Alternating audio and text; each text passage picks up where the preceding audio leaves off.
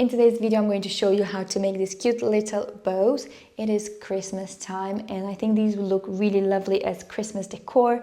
I think little ones in the Christmas tree will look really adorable, but also a large one, for example, on the door. They don't have to necessarily be Christmas decor. They could be accessories, for example. You could make one and put it in your hair, or make tiny little ones and use them as an embellishment for a jumper, for example. I think that would look really lovely, and they could be really anything that you want. So I'm going to show you how to knit them and how to construct them, a couple of ways to construct them depending on the look that you want to achieve. I'm also going to show you bows knitted in different yarns. This way you can kind of choose which is the look that you prefer to make the whole process of making these a little bit easier for you. So I'm going to show you first the basics of knitting this fabric. I'm going to show you how to increase and decrease. I will begin with 3 needles. So I'm going to just do a normal E-wrap cast on. And I'm going to hold onto this tail just to create a little bit of weight. So I'm going to first knit 2 rows.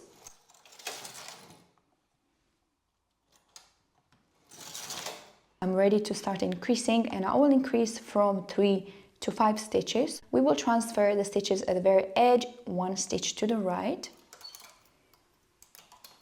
This way we will have 2 empty needles here. I'm going to form new stitches onto these needles. The first stitch, I'm going to just grab the purl bar from the needle in the very center. And for the other one, I'm going to just grab the loop in between the stitches and place it onto that needle. I will bring the needles all the way out and I will knit 2 more rows.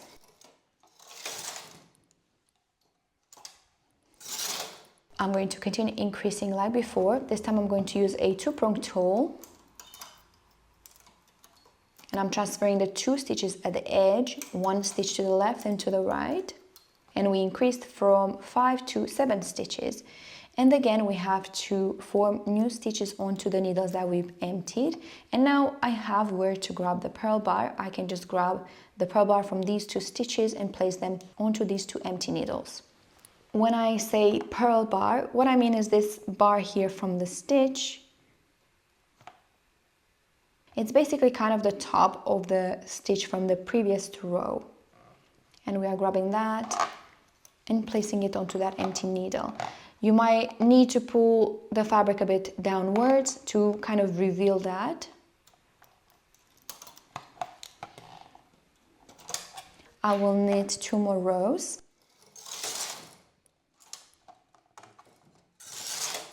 And from now on, I'm going to be using a 3-pronged tool to increase. So I'm transferring the 3 stitches on the edges, 1 stitch to the left and to the right. And again, I will grab the purl bar to form a new stitch.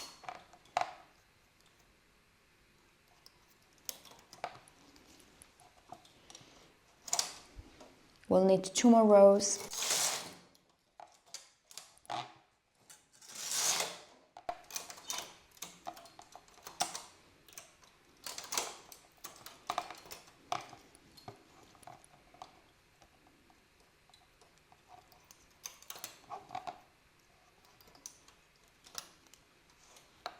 Knit 2.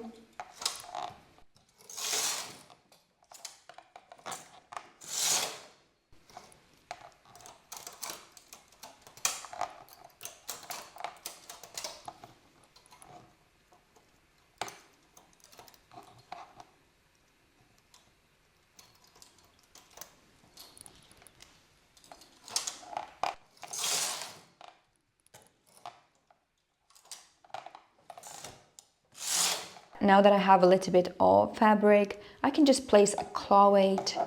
This way I don't have to hold it with my hand. And I will continue increasing like that until I have 21 stitches.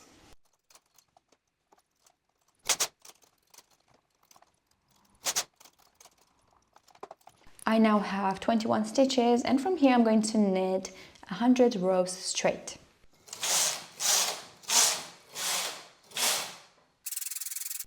I have now knitted 100 rows and I will use my 3-prong tool to begin decreasing until I have 3 stitches.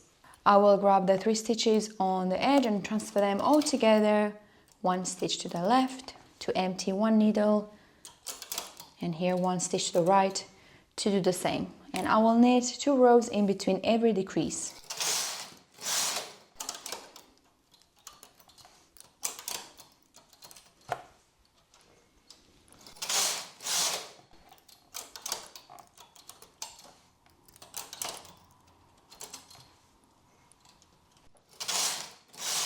When I start to feel that 1 claw weight is too much for the number of stitches that I have, I just remove the weight and I'm holding a little bit of weight with my hand.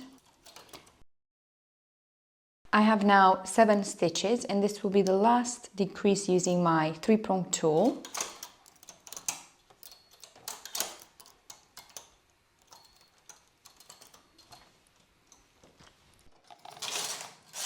Now that I have 5 stitches, I'm going to use a 2-prong tool to decrease.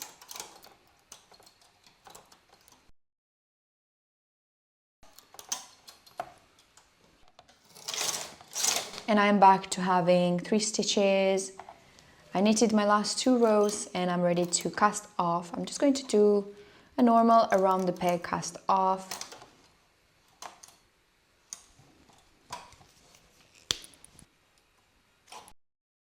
I have now finished my panel. I'm just going to give it a little press.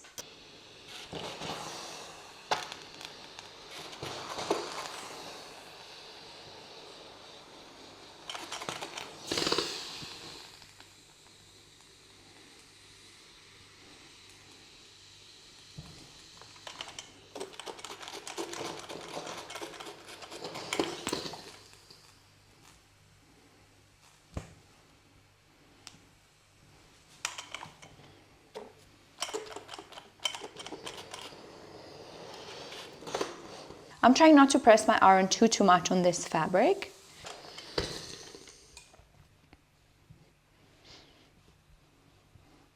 You can see that it still rolls a little bit, and if you want to avoid even more of this rolling, you can always wet block the fabric, but it's not really such a big of a problem.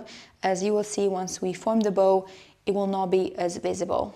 Increasing and decreasing looks a little bit different. Here's how the decreased edge looks, and this is how the increased edge looks. If you want to make sure that both edges of your bow are exactly the same, I'm going to show you how you can achieve that. This will take a little bit longer. So here is half of my bow, and what I did is I cast on my waste yarn. I knitted a few rows in waste yarn. So basically this was on my machine like this. And I continued with 80 rows straight, and then I decreased. And here I was able to decrease up to 1 stitch. So the end here is a little bit more pointy. And what I have to do now is just place this stitch by stitch onto my machine with the purl side facing me.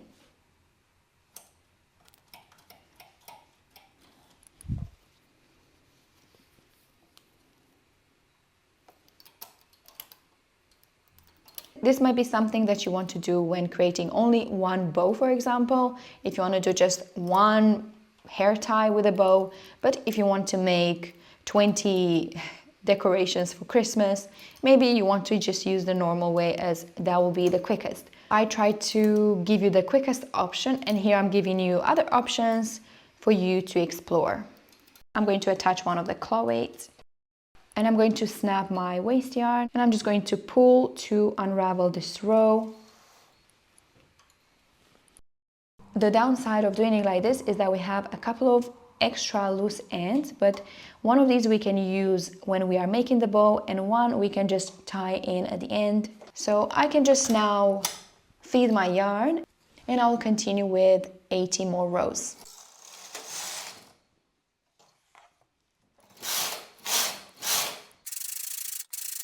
Okay, I finished my 80 rows, and now I will decrease in the exact same way as I did before.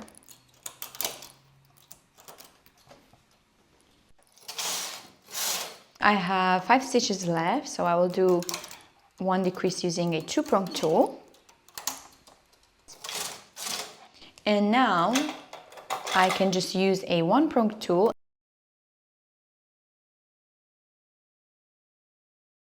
And then from here, I can just manually knit one row. I can snap the yarn and just knit one more stitch so I can pull the loop through and securing it this end. So I'm going to show you how to make a bow from one single piece or from two pieces. If you want to make a bow from two pieces, and you will decide later on which one you prefer, you have to knit two panels for each bow. The first panel will be the exact same as one bow, but it's just going to be a little bit shorter. So you have to do the exact same thing. You cast on, increase, knit some rows straight, and then you decrease. And then you have to knit a tube. And I'm going to show you now how to knit this tube. Here I'm knitting the second panel for the bow, which is made from two panels. So I cast on 30 stitches and I'm going to knit 130 rows.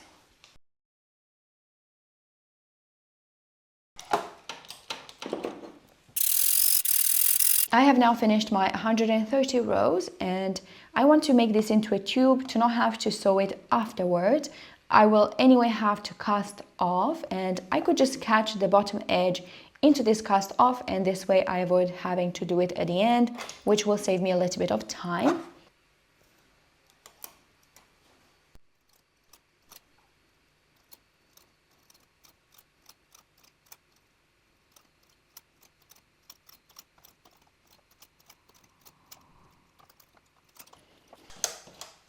I will knit one last row and I will cast off.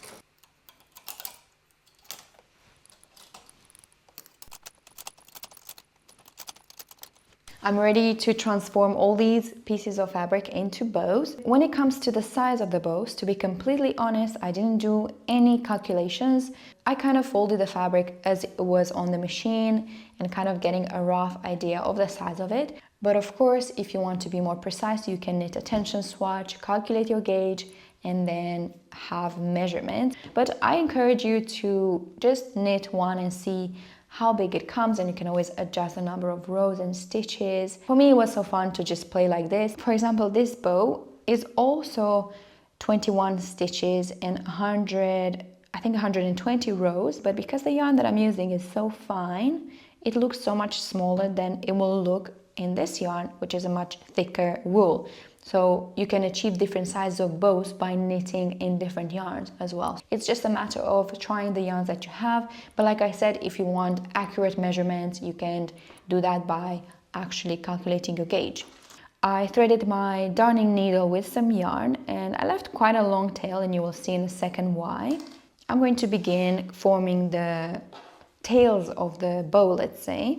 I'm going to go with the yarn in and out and kind of gather this. But I'm ensuring to begin by going from the inside towards the outside. And this way I'm going to hide the knot that I made. So it's at the back and no one can see that. And I'll continue going in and out, just like so.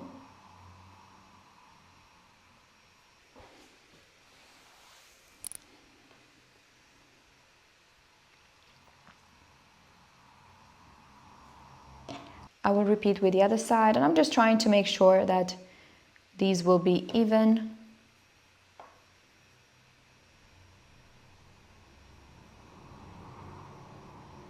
And I'm going as straight as possible.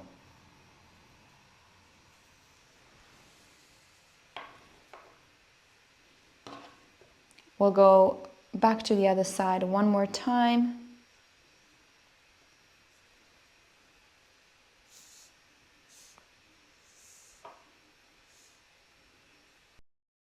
Okay, so the first step is done, and now I'm going to move on to the top part. I'm going to kind of hold right here in the center, and rather than going with the needle through, I'm going to manually fold it to ensure that I fold it as nice as possible.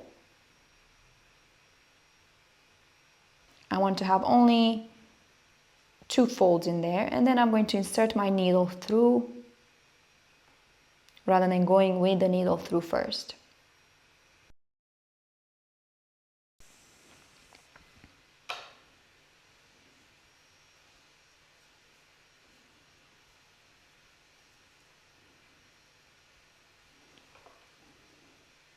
I'm going to do that one more time, going down.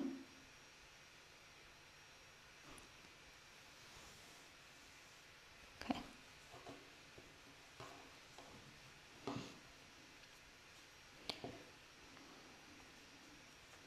And you can see that now the part here in the inside, it's a little bit bulky as we have 3 layers now, but I personally don't mind this. And now you have the option to actually create a second little piece like this one. Let me show you.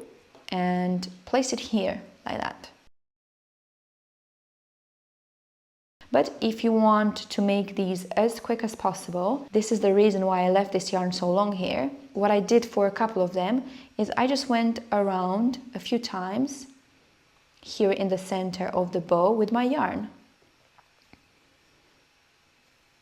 This just makes the whole process a little bit quicker. It's up to you how you do this here. You can do it much wider or narrower, but this looks really cute, I think.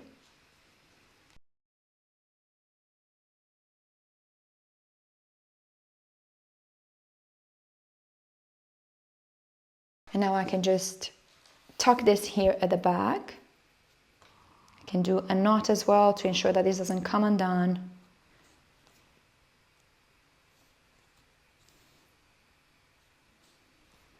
And if you want to use this for the Christmas tree, you can always ensure that the ends here come right in the center. And then leave a little, so you can use this to then tie this onto the tree. And then the last thing you have to do here is to tie in these ends.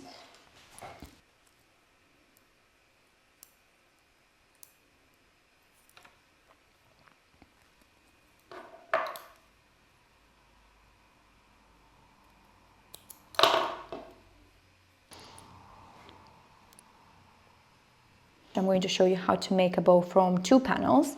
So this is the first panel, and this is the second one, is that tube. The process of assembling it is very similar.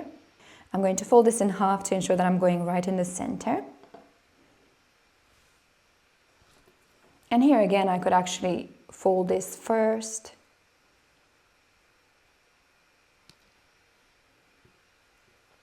I'm inserting my needle through. I'm going to go a couple of times.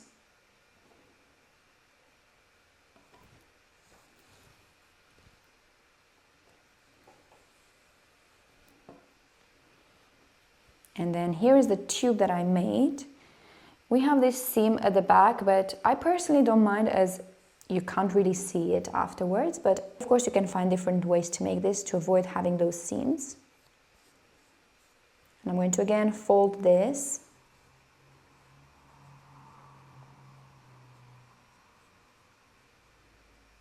Like that. And I will sew through again.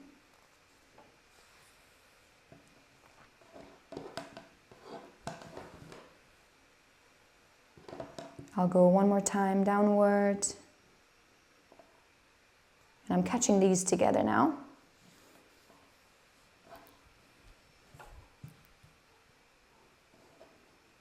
I'll repeat this a few times.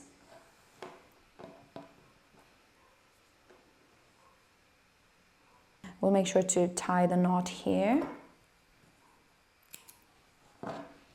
I want to show you every option possible. So for this one, I actually knitted an extra small piece that I'm going to use here in the middle. I already threaded my needle with one of those ends. And I'm going to use that to secure this at the back.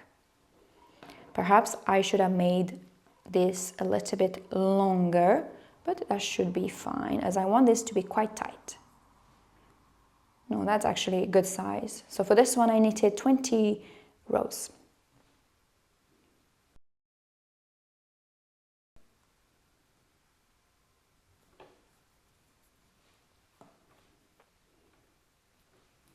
I'm going to do a knot here to secure everything in place.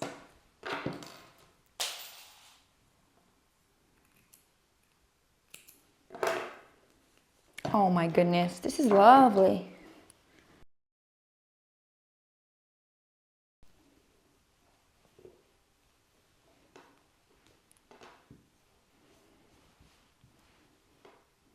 Alright, I think I made enough bows for today and I love them all so much, but I think this one is my favorite and I really like, and I really like this small one as well. This is made from one piece. It's really cute. And what I did as well, I actually folded the bottom part here by hand first and then I put my needle through. And I really like how this looks. I really like the size of it and I like the bottom part here that are much shorter. I think this would look really nice as a hair accessory. This one it's nicer for example, for decor. I'm even thinking to use this one for the top of my Christmas tree rather than having a star. I think this would look really nice as these bits here are quite long and to use as an accessory, I think they could get a little bit in the way. So this is just a little thought. When it comes to the fiber that I used, for this one I used merino wool and I like the weight of it. It's not very heavy. If you want to create a bow that is very, very lightweight, a mohair is a good choice to create an airy fabric. This one I used quite a tight tension for it, but if you want to create a much airy fabric, I keep on saying airy, but it's the word that comes to my mind, having a loose tension when knitting with mohair will create that fluffy and super light see-through fabric, which will look absolutely lovely. So these are my thoughts when it comes to the fibers. I really like the one made out of 2 parts, but they're all beautiful. It really depends what you prefer. Let me know what you think in the comments below. Let me know which one is your favorite. And will you make a bow? What will you use it for? That is the question, because you can use it for so many things. I really enjoyed developing these. I really enjoyed knitting these. And I really hope that you enjoyed this video too. Thank you for watching and I will see you in my next one. Bye bye.